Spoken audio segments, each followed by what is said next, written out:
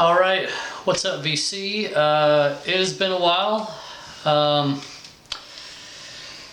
my Surf Zone Surf Shop shirt on. I am going surfing again really soon. Looking forward to it. Had a little injury last time. One of my friends said, "Why do you keep doing it if you get injured so much?" And I said, "Well, unless you surf, whatever explanation I give you is not going to make any sense." Those of you that surf, you know the deal. Crazy week. All I'll say is when shit goes haywire, negative or just haywire, just focus on something that you love. That's really the best solution that I've found that works. One of those things is me doing a video about some stuff that I love. So without further ado, this is a dig. Wilmington, North Carolina, Charlotte, North Carolina, Repo Records, and I think that's about it.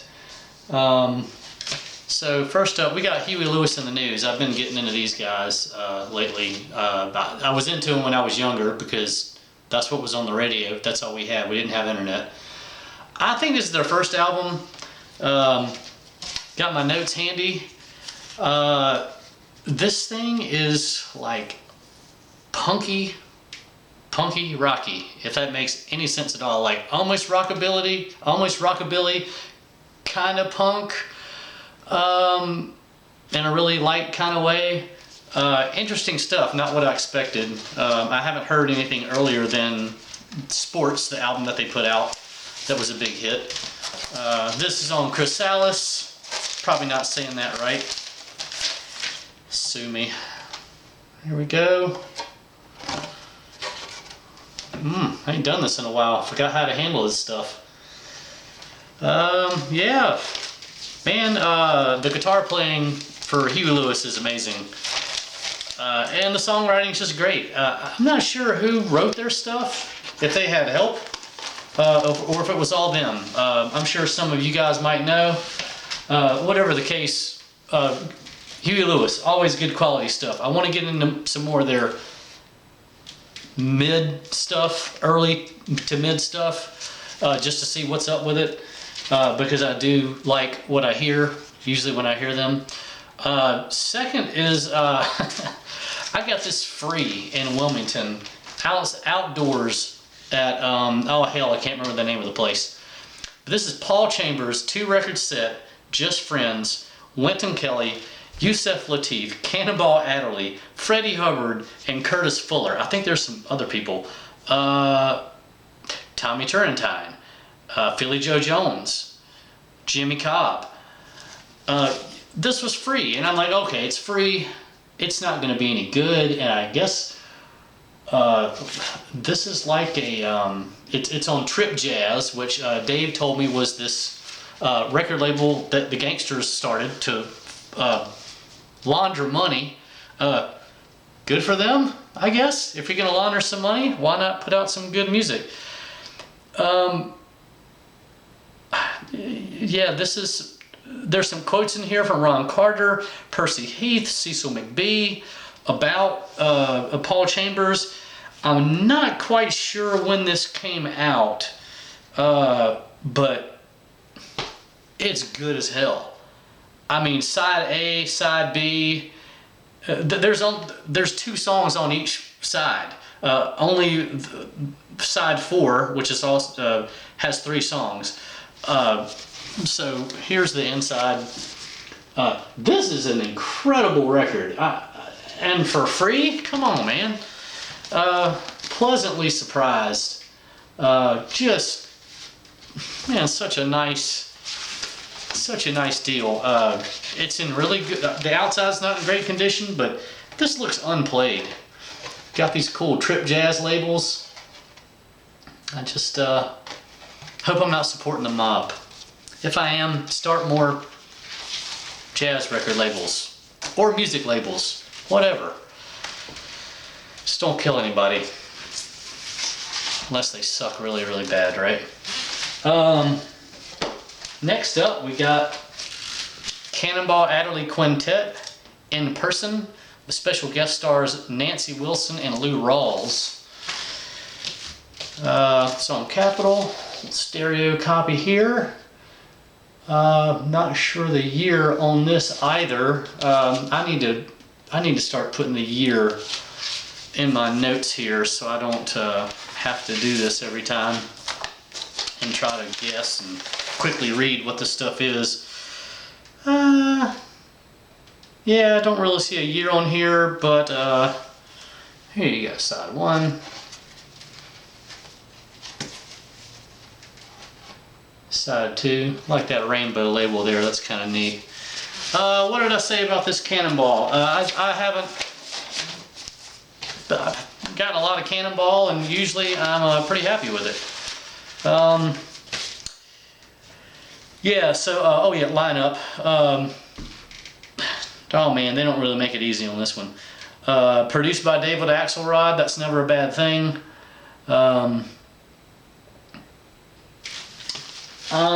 What did I say about this one? It is soulful jazz, but it's moody, which I tend to like. There are some bop elements to it, and I'm not real big on the modal, tonal, whatever, but to me it's got a little bop to it. Good record. If you see it, get it. You won't be let down there. And here we have the amazing Hank Snow, best of. I think I also picked this up in Wilmington. It was like $4.99. Dude, you cannot go wrong with Hank Snow.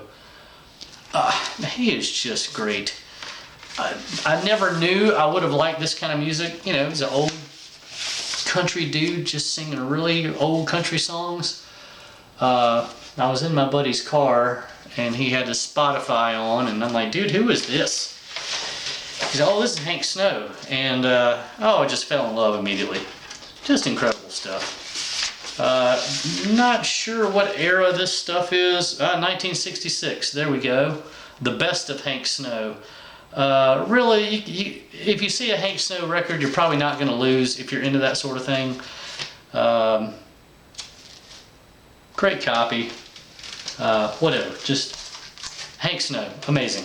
I've never been disappointed. Another record, or another artist I've never been disappointed in, we got Ahmad Jamal Trio at the Pershing. This is Argo. Pretty decent copy here. Recorded January 16th, 1958.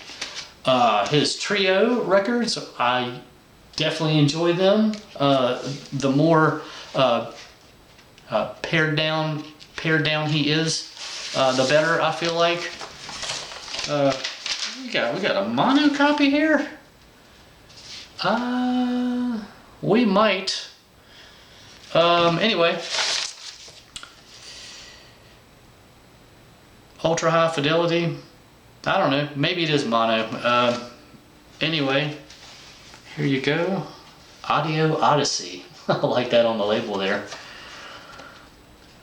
I mean, dude, Ahmad Jamal, come on. He's like the Hank Snow stuff. I don't have any Ahmad Jamal that I don't like. I think I did make a note. So this is all over the place. The transitions are epic on this. Just epic transitions. And the drummer is doing some wicked stuff on this album. Yeah, man, Ahmad Jamal, I love your music. I usually don't, actually these next three, well, maybe two, I can't remember. I did get something off of Discogs from a guy. This is some of it. I got Mysterio by Thelonious Monk. I rarely find any Thelonious records that I can afford. Columbia, probably not a very early pressing, but hey man, it's Thelonious Monk, North Carolina boy, right? so am I. I'm not biased, but we got some cool jazz guys from North Carolina, I'll tell you that. All this stuff's not jazz, most of it is. This is recorded on tour. Here's the front there. Here's the back. So we got Thelonious Monk, Charlie Rouse, Larry Gales on bass, Charlie Rouse tenor sax, of course, Ben Riley on drums, Butch Warren on bass, and Frank Dunlop on drums instead of Larry Gales and Ben Riley on Light Blue and Evidence. Oh gosh, when was this done? Oh hell. Damn. I'll get better, I promise. Next time I'll write some years down, because to me that's important. I tend to go for certain stuff from a certain era. However, like early to late 50s to early 60s, if it's jazz, yeah, I'm not seeing it real quick on here. But anyway, oh, let's see. Mysterio, this is solid Monk. It's laid back, but it's laid back jams. But at the same time, it does have an element of being upbeat. So it's not gonna like put you to sleep. It's very unique stuff. Next we got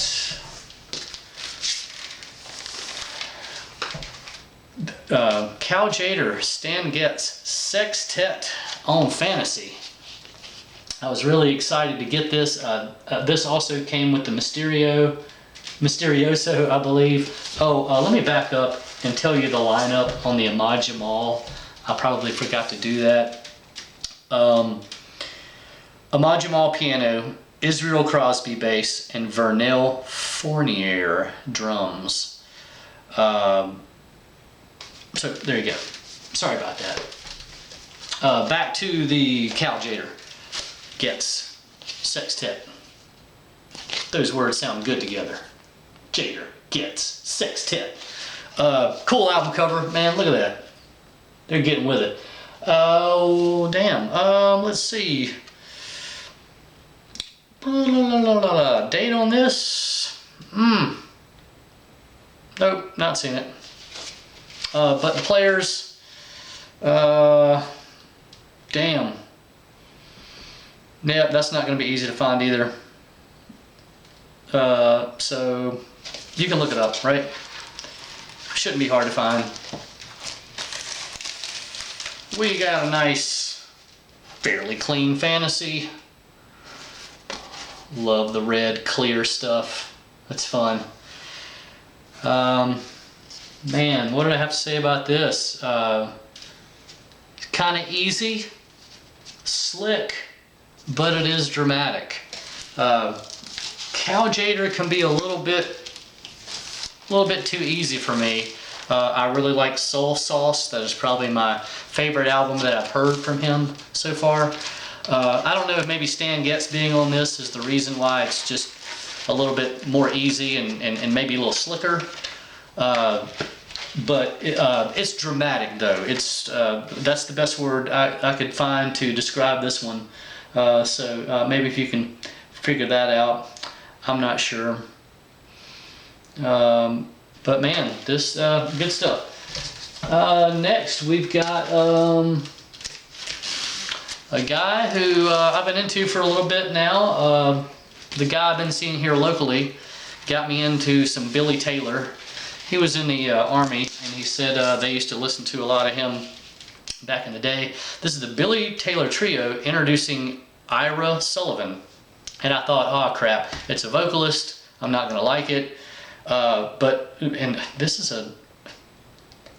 that a damn turkey hanging on the, was this like a jazz wreath or something?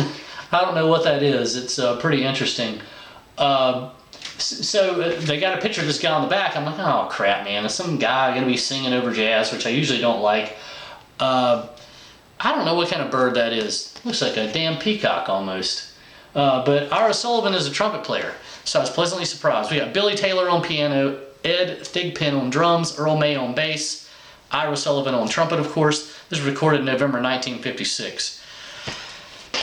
Man, Billy Taylor is just, he is the king of the ballads.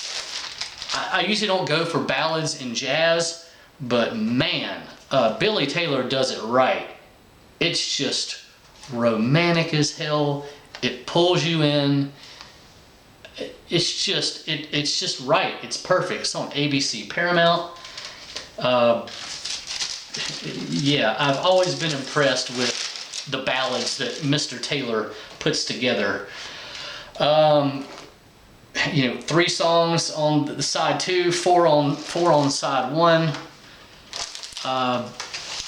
Man, the thing about this record was just damn good. Just damn good ballads. Side 2, just simply the best. That's my notes. I don't think it's all ballads, but I've only listened to this once, so maybe it's in that vein. But Billy Taylor's he's gonna pump it up a little bit for you. He's not gonna, trust me, it's not all ballads all the time. He's got some variety to keep you interested. Next, we've got, I had to pick this up, Afrika Bambaataa and the Godfather of Soul, James Brown, Unity. I'm a big Ice-T fan. He talks about Afrika Bambaataa a lot. Ice-T does on his records. I saw this and I said, okay, well, you know, how bad could this be? It's 1984. What's on Tommy Boy Records? In really good shape, probably for obvious reasons. I mean, this is not a record I feel like people are going to play a whole lot, but it's unique. It's Afrika Bambaataa, so you know, it tells you how many beats per minute is on each side or each song. So he was a friend to DJs.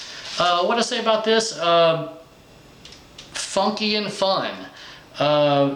Solid beats. Has a kind of a stupid description. Of course, it's going to be solid beats. It's Bambaataa. Next, we got Jimmy Smith, Off the Top, featuring George Benson, Ron Carter, Grady Tate, Stanley Turrentine, and then some of the other players. Errol Crusher Bennett, he plays percussion on Endless Love and Mimosa. This is 1982. I wasn't sure, here you go, I wasn't sure what I was getting into here, but I figured I'd try some newer Jimmy Smith, see what kind of chops he had as he got a little older here. And there's a really neat liner notes on the back. It's saying how the album's very special to him because he I don't guess he really got to make a whole lot of records with all his favorite people all together. There's some really good quotes on this inner sleeve. I don't know what they're referencing. Coleman Hawkins, Ben Webster, John McLaughlin, Miles Davis. Miles Davis, just one quote, music is an addiction. You got that right. There's a Henry Wadsworth Longfellow quote, music is the universal language of mankind. Amen.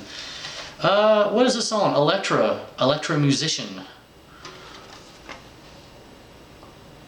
There you go, side 1, side 2. Super clean as well. Probably never been played that much. Let's see if I enjoyed this. I'm pretty sure that I did. If I put it in a new sleeve after I get something, I usually plan on keeping it. Kind of smooth jazz, but it's got like an island feel. So that, you know, that was neat. It slightly it's slightly spooky. If that makes any sense. It flirts between all of these descriptions I just gave you about this record. Smooth, island feel, spooky. It flirts with all of this even during some of the songs. So it's good for the ear. It'll keep you on your toes when you're listening to it. So that's fun stuff. I've seen a lot of this guy's stuff, and I figured this is the right price. I actually got this from my local store, Underdog Records. Shout out to Jonathan. Super cool guy. Love that guy, man. Just such a pleasant individual. Jimmy Jufrey, I guess that's how you say his name. I'm not sure. If I mangled it, talk to my attorney. I got him on retainer, so it's not a problem. We got Shelly Manne, Shorty Rogers, Bud Shank, Russ Freeman, Jack Sheldon. Most of this stuff looks like it was done in 1954 in April, January 31st, 1955, and February 19th, 1954. We got some other guys. We got Curtis Counts on bass, Bob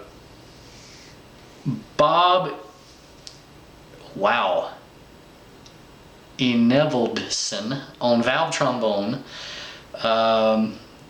Ralph Pena on bass. Those are some of the extra musicians, but there's back cover there. I've been seeing a lot of this guy's records, and I said, you know what, this is the right era for me. I'll give it a shot and see if I like it or not. My impressions were kind of tame on the first side. Side 2, it picks up a little bit on side 2 with some pretty good noodling, if you will. Very, very glossy. Oh man, this thing's glossy and clean.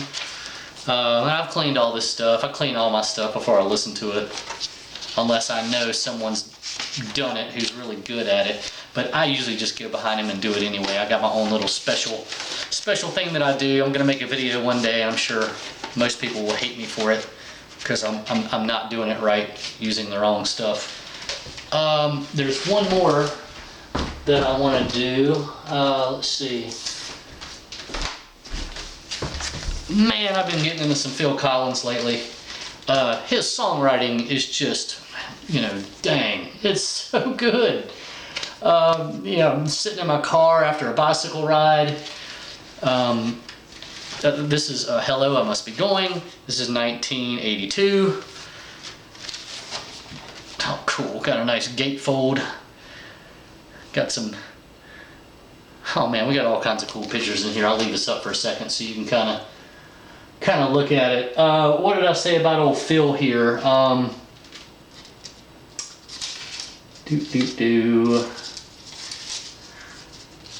here we go. Yeah, solid melodies. It's a little bit 80s, but the instrumentation is freaking awesome on this. I'm not sure who writes all the songs. I wouldn't be surprised if it's Phil. But I've just been getting into his stuff. Nice original inner sleeve here.